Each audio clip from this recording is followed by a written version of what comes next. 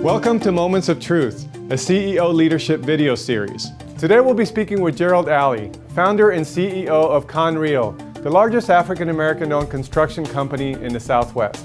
Let's hear what he has to say. Thank you for being on Moments of Truth, Mr. Ali. I really appreciate it.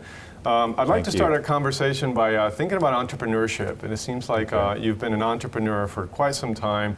I'd like to go back to what prompted you, or what were some of the experiences you had early in life that made you be an entrepreneur? It sounds like your parents were very involved in that. So my father had a service station business back in Arkansas, and he promoted the basic simple thing: you wake up early and you stay late. That's how you would succeed in life. My mother's thought was you get as best education as you can, because sometimes your hands and legs get tired and you can't work as hard, so you need to work with your brain. And so from there you went to the University of Arkansas? First of all, my mother was insistent, you will do it. My father was insistent, if I spent a penny on you, you're not going to waste it. So I had really one option: either succeed or go to Missouri. And then from there you got hired into a kind of an executive development or management development? Management change program. I got hired off campus from a visitor of, at the time, you may not be aware of, it's a store here called Sanger Harris. I've heard of it. The conversation I had with him in class, and he was saying Dallas was on the move, and he was sort of promoting the success of Dallas and the stores they had and opportunities. So it struck me that not only that I could go in something would have a lot of interaction with people, but the opportunity for retail at that time appeared to be you could travel around the world. So it was always looking out the window and see where I could go. It was a good experience because it sort of sobered me up to say, well, just because you got a degree doesn't mean anything. You now have to find a way to work your way through whatever organization you're in to succeed. My mother was always, thinking you can do whatever you can do if you really work toward it. My father was a take no prisoners. If you didn't succeed, it's not because you were harmed in some kind of way. It's because you didn't execute, or you didn't apply, or you didn't work hard or long enough. So it was a non-forgiving take responsibility of your actions. Not to say you don't have failures, not to say you don't have setbacks, but how do you deal with those setbacks? So after SMU, you went into, I guess, some kind of consulting firm, and you served some of the real estate and type companies. What did you see in that experience that made you say, I can do this better, I can do this differently, that made you want to start ConReal?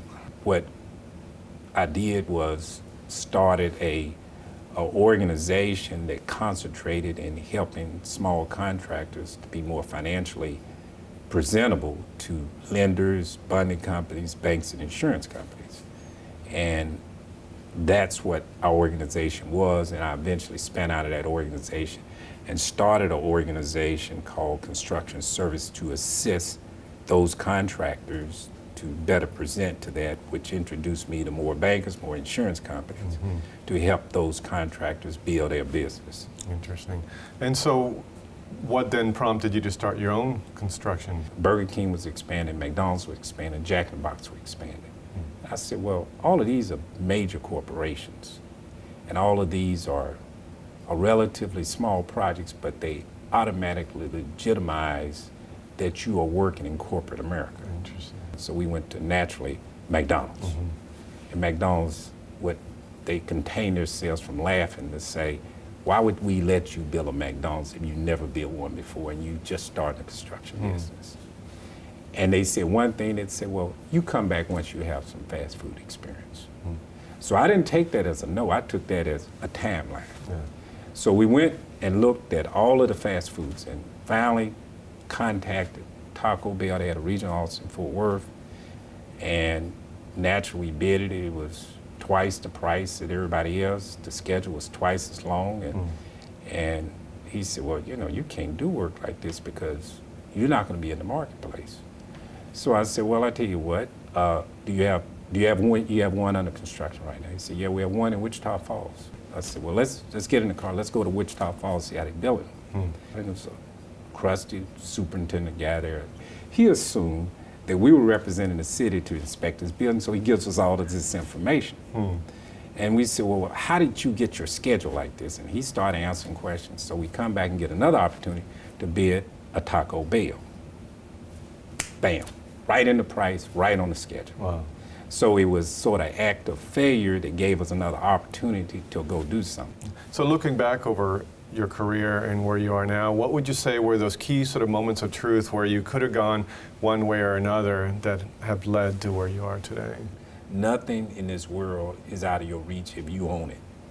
And, you know, my father pushed, you know, anytime you can get off the mat, get off the mat. Don't wallow into, well, I got hit and I wasn't expecting to hit. So that has led us through whatever we do in our challenges, in business and in life. Now, there's a real joy in seeing the real benefit of our growth and maturity as we do the things to help others. Everybody in America measures your success on a financial statement. But when I look at businesses, usually you have some anomalies like Apple that do it in one generation, but you look generational down, and I don't mean generational family generational, I mean generational business. I think African American business especially have to assume what they can do in one generation, and then that business goes on in another generation. Because usually our customer says, first question, how long you been in business? I said, 34 years. Well, it sort of rings true to say, well, somebody be paying these yahoos for 34 years. So they must be doing something right. So at least the comfort of being in a continuing environment, of just being in existence to pay yourself and pay a few other people and do the things you do sort of breeds to your tenacity to be doing what you're doing and be compensated for it. So. Great. Well, Mr. Alley, thank you so much for being a Moments of Truth. Thank you. Thank you very much. Thank you. Enjoy. Thanks. Many thanks to Gerald Alley for joining us today.